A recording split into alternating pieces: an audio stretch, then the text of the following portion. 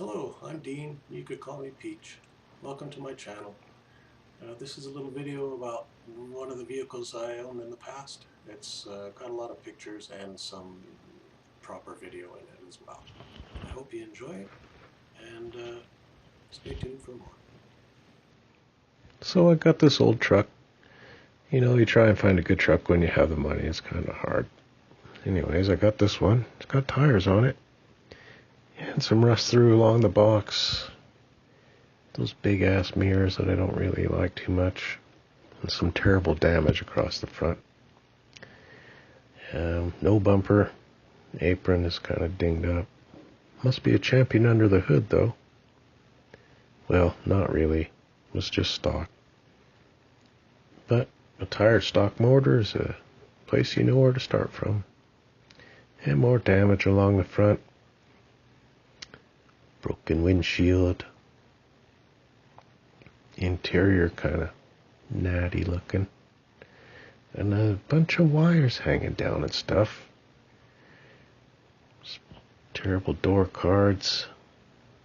Would you like to go for a ride in this thing? Oh, and the plywood sunroof. That's a gem. So back to the exterior. More rust on the side. These rims look pretty rough. And I got a parking brake in the back and some kind of pre-runner kit. And is that a Smitty build bumper? Nope.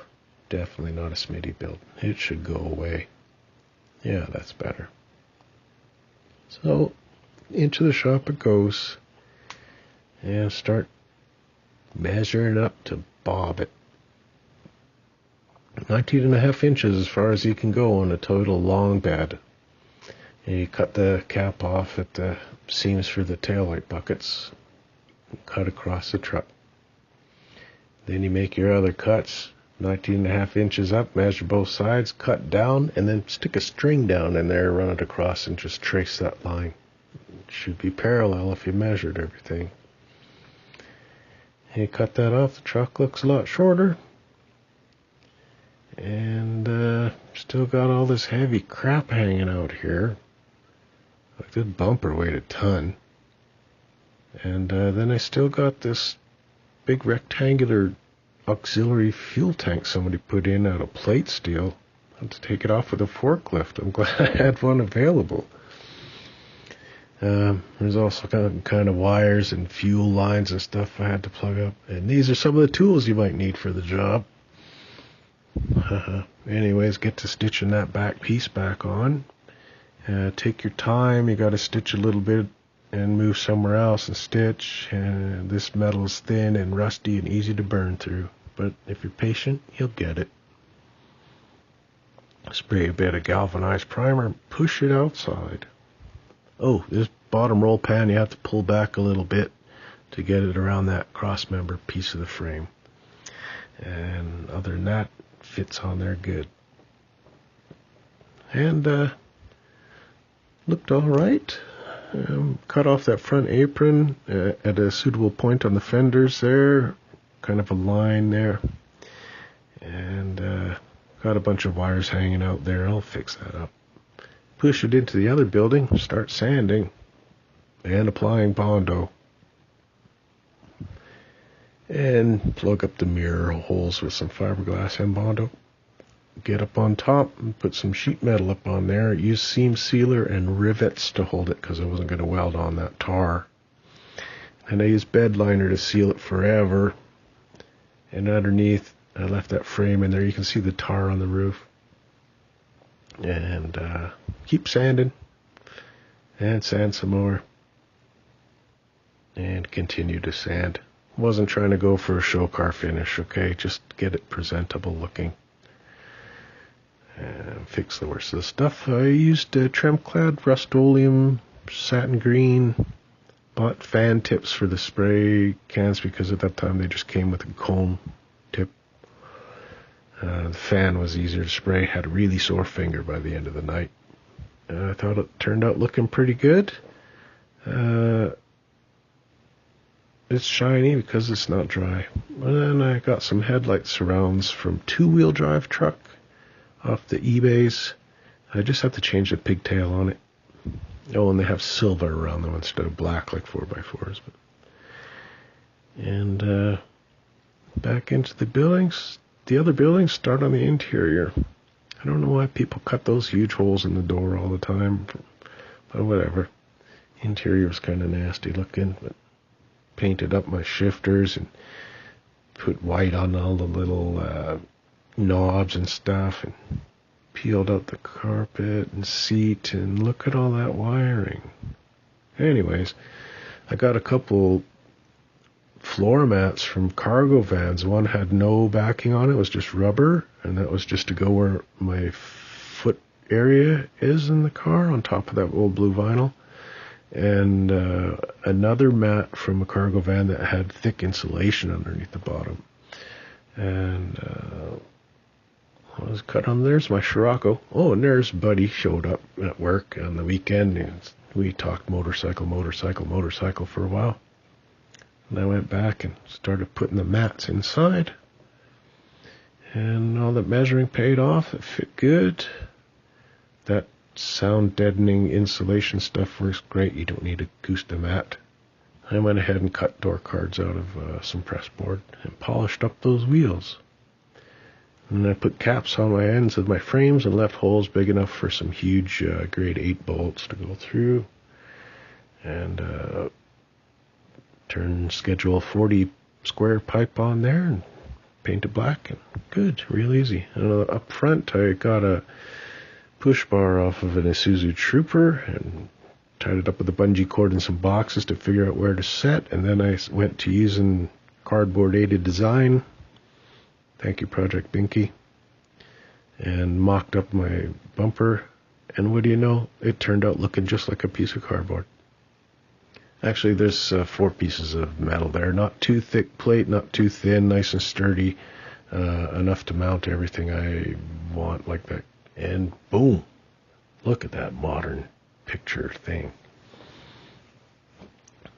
Anyways, I was pretty happy at this point. The next day I pushed it outside and had a good look at it. And like all this vinyl dye and paint and door cards and reupholstered seat and putting the padding in the back of the cab really made a big difference, and was a lot nicer to set in there.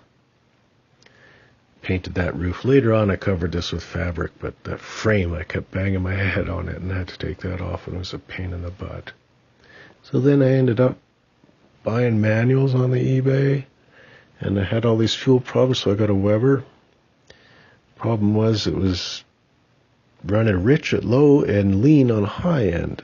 And I was like, okay, I already replaced the float that was broken, so I took that Ace and carburetor out of there and started staring at all the stuff I had to deal with in there. Stared for many an hour. But that wasn't all. When I got the Weber in,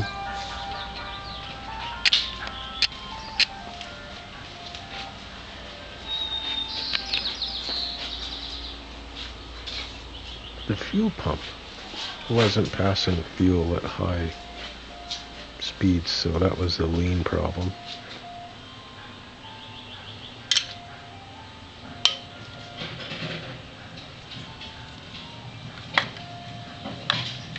Wait, what? Oh.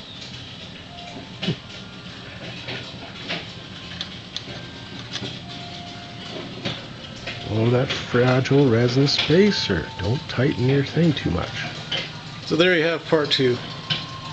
Broken. And then winter came. Of course spring came. I did a bunch of driving that winter. You can see there's a tray under the truck. By springtime, my front seal, the front engine seal was leaking.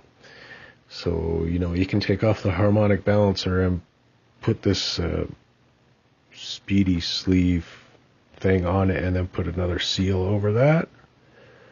And it may last an indeterminate amount of time, but this only lasted a few months, and I was not happy with using speedy sleeves up in there. But it kept me going a bit longer. The oil was a problem, though. I was disappointed about that. But I knew there was a rebuild coming because it was starting to smoke like a banshee as well. Other than that, though, besides the tray being under there, it wasn't too bad to have in the driveway. I mean, it's not an eyesore, right? And I put that Packer back in the box. The Packer box that's in the back there, somebody had wrote fudge above the name Packer and nobody wanted it at work. So you're driving a fudge Packer truck? I said, I'll take that thing. You know, a little bit of acetone took the fudge off of there and it was good enough for me. Back to having fun. So I went over to my buddy's place anyway. I said, this is running terrible. I got my bike. I ordered parts. Can I bring it in here? He's like, yeah, bring it. Rando. What a good buddy. He's a good guy to have working. A good Toyota friend. He was good at pointing out things like, I bet there's a lot of tech symbols all in here. And, oh, we better take off this header before we do anything else. I'll get right on that. But then, you know, take the hood off makes things easier. So we started taking stuff off the motor, and it was looking pretty dirty and sad down in there. And I was concerned about this motor mount on this side. It seemed to have a problem. So we pulled it on out of there, and it looked like a dirty diesel dump motor. But it kept running. Like, who knows how many miles that thing had on it. And the odometer was shot. The cable broken. And look at this. Bell housing was broken. And it must have been because of this motor mount that just fell off when we lifted the motor. Like, we took the normal bolt out, and it's supposed to stay on the motor on that section, but it just fell. It was broken completely in half and useless. So that was some problems that I was having. Bet you never expected that. I didn't. And, yeah, drain everything out and start taking it apart and see what's up with this thing. Why is it smoking? Look at that number 1 cylinder. The one up in front there. It looks kind of rusty inside, doesn't it? I mean, the other ones were okay. A little bad on that number 4. 3 and 2 looks okay. Number 1, look at that. Valves open to the atmosphere when truck parked for years. Tech sign up in the oil galley. And this harmonic balancer I had to replace because I didn't want that speedy sleeve on there anymore. And my flywheel was cracked. So besides all the clutch and everything, needed a flywheel and a bell housing. And a harmonic balancer. The harmonic balancer was the hardest thing to find of all of that. And then I got to working while I was waiting. And then I'm like, yeah, that's going to be fine. I'm cleaning everything. It's like, yeah, you got a lot of parts to come. Cleaning looks good, though. Like, we still got to wait for parts. What do you want to do? Go camping? I'm like, yeah, call up the Panzer. Let's go camping. So then the Panzer showed up. That's his truck. That's Rando's other truck. Yeah, I think maybe we should take that blanket, lay it down. And that's Mrs. Caruza and her cupcake. And then War Pig. Camera guy. And that's Panzer. And we had time after camping to watch videos and still find out that they made mistakes on the old DVDs. But in the meantime, the bell housing came from the wrecker, and all my parts came in, including engine rebuild kit from Engen Builder. And the block came back from the machine shop, and boy, it looked nice. A lot of good machining there, mostly hot tanked off. Put the frost plugs in and mounted the crank, and then had to go across the street to get some parts, some tools I forgot. And Rando was there when I got back. Hey, is this when the magic happens? I'm like, yeah, this is when the magic's going to happen. What, don't you know that I've already got my seal of approval? Yeah. Well, anyways, mounted those seals on. Make sure you put some goop on that one bolt that goes in there. And then put the pistons in. Nice domed pistons. That was a 50 overbore. and taped it up and sprayed several coats of barbecue paint. It was very flat looking, black, and very durable paint. And I wanted something just nondescript underneath the hood. Looked good to me. Forgot to paint up the tech sign there on the lower right. And then 20R, yay. I decided to keep 20R because you bore it out, put a cam in it, and do all that other stuff. You're doing just as good as a 22R. Head gasket. And put the head and intake manifold on. I put the TRD cam from Toyota in there and painted my tech symbol on the side. And worked on the getting the pan nice and shiny, and it started looking pretty good. We're like, well, this thing's just about ready to go in. So one last check under the hood, make sure we got all our bolts and things we need, and start putting them in. I was really happy at this point. And then after it goes in, all the weight comes off the shoulder, you start relaxing in a happy time. Just gotta hook up all those little hoses and stuff. Rando's looking for a bracket.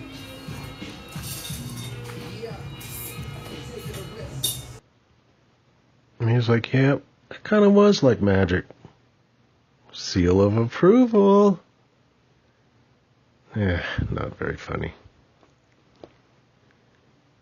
Anyways, got her all buttoned up, floor cleaned up real good, and I was pretty happy. But then, a couple months later, we were all in there shooting the conversation and playing trucks with the kid, the other friend's kid.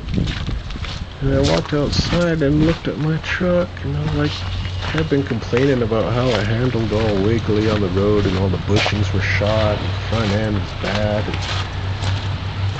all that stuff. And then I walked out and looked at it, and I realized it's too low. And that's why I walked in, broke the news to Rando that, well, I might have to do some more work on the truck. So guess what? Ordered some parts from Rough Country, and they came lickety split. And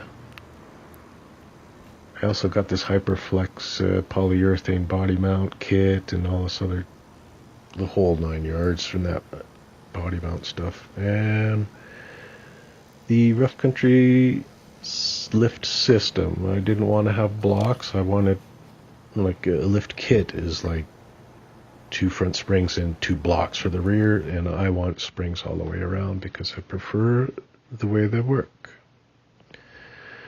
The kit was complete, had all the parts you needed and instructions, and with all the extra bushings. Rando said, how high up do you want to go? And I said, let me have a look at that. So we jacked it up. This lift kit is actually just a 3-inch lift kit, which is about as high as you want, as high as you can practically go without having to change your steering linkages and arms and things like that. So in the meantime, put in all my new tie rod ends and all the other crap like that, and start on the driver's side because it's the hardest one to put in because of all the steering stuff. You gotta kind of get it all worked in there.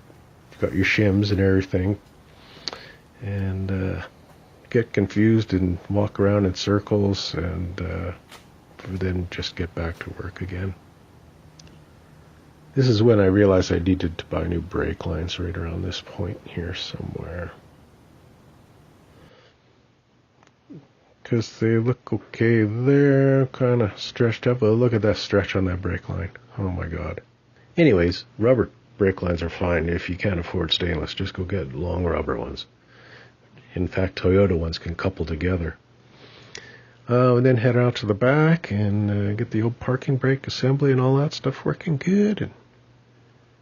And, yeah, looks pretty high when it's just fresh off the springs. And took a while to settle down. Well, I'll tell you, they don't call it rough country for no reason. It's pretty rough riding, but you could smack across curbs and all that and it'd be just fine.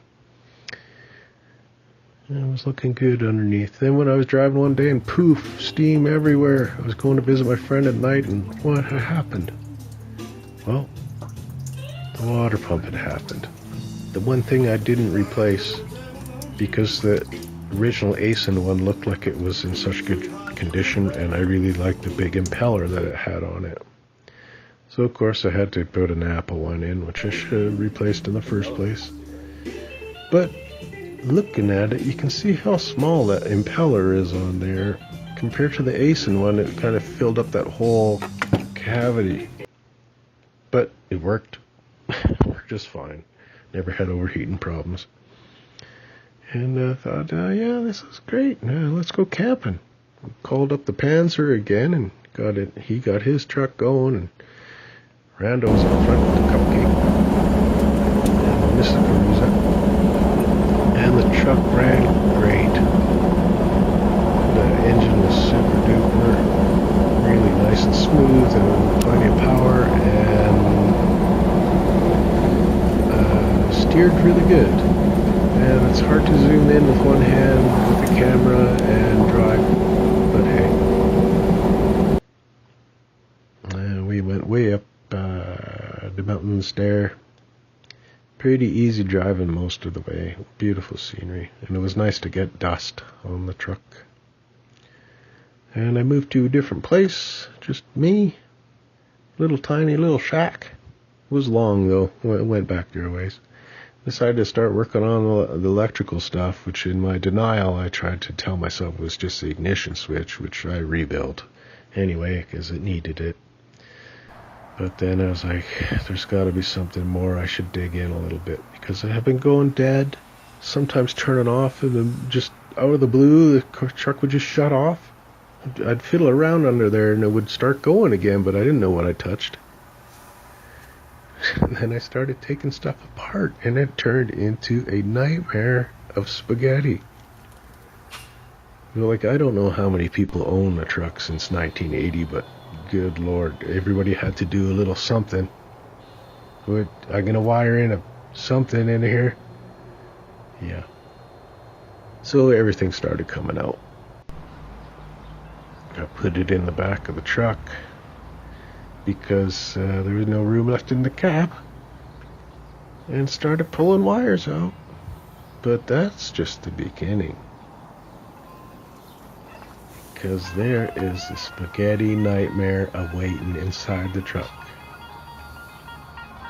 Stuff everywhere that's not factory, and you have to figure out where it all goes, why there's so many splices and everything, and what the heck is all that stuff on the back of the truck? What's electrical back there? And yeah, lots of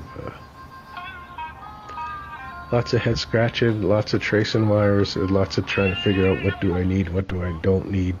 Blech. So as it turned out, the stuff on the back wall here, I was looking at the parts, and these are scavenged pieces from a Mercedes diesel, probably a wagon with the two batteries, sorry, and an isolator switch and all that stuff. There was a place you could mount a battery in the back of the truck when I got it, and it was just all electrical taped up over leads and stuff, and that's what that was all about. And then one of the reasons I noticed I was getting so hot, there was no airflow, and this is the air conditioner, not the heater core, that's the air conditioner core, and it goes inside this here box, and it's closed with these clips, and that's where the pipes come in, from the engine bay, which all that stuff had been disconnected anyway. And you want to plug those up so air doesn't blow out of there when you're done. So this air-conditioned truck, the air conditioner is a standalone next to the heater unit, and it blows. Everything has to come from underneath the windshield through the air conditioner box before it ever even gets to the heater and the air diversion plenums and stuff, so you can have just air coming through your vents without heat and all that. So it had to get through that AC before it could get through all that other stuff and then up into the dash. So I unplugged all the harnesses and stuff and got rid of the AC harnesses separate from the heater harness, which is nice, so you could get all that stuff out of there and carry on with reassembly.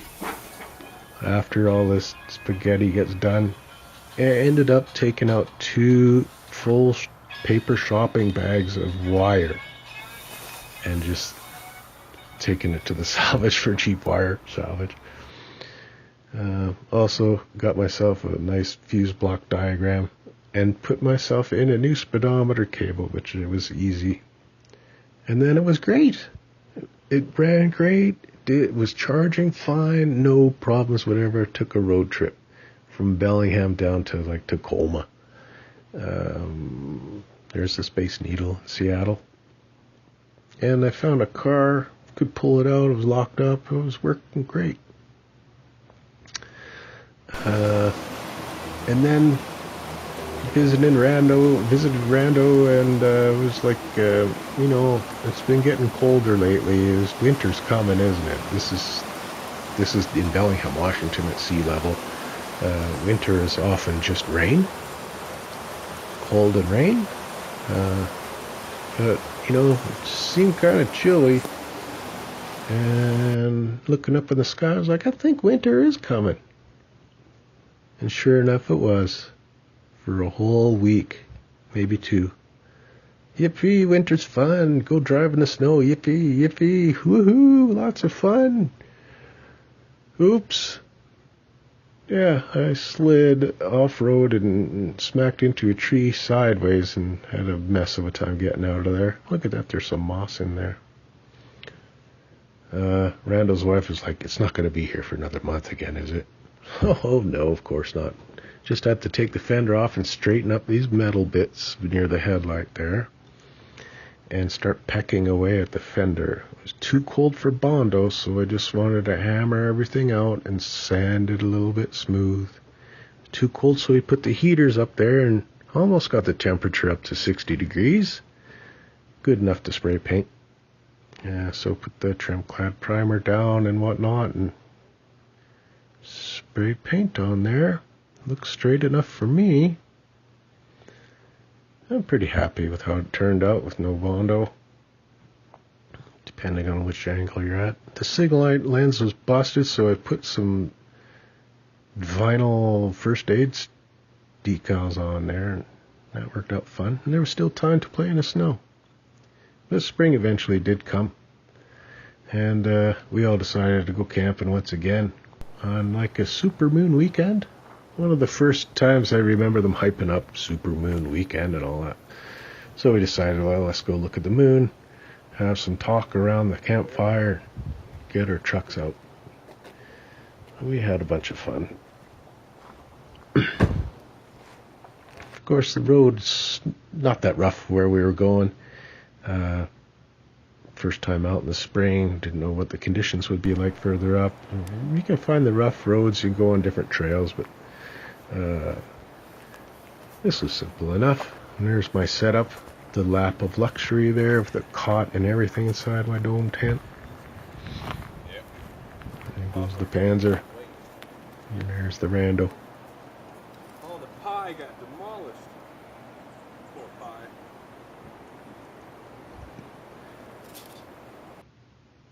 And it was nice to get back into that truck and just hop in, fire it up, and have a reliable rig to drive back down to the bottom, air up again. And then a few months later, I decided I'd move to Canada. Couldn't take the truck with me up there because import regulations, air care, and BC safety was not going to let me have that truck. So I brought it down and sold it to Rando for cheap, and him and his old lady could sell it and make a profit later. So thank you for watching my movie. Thanks.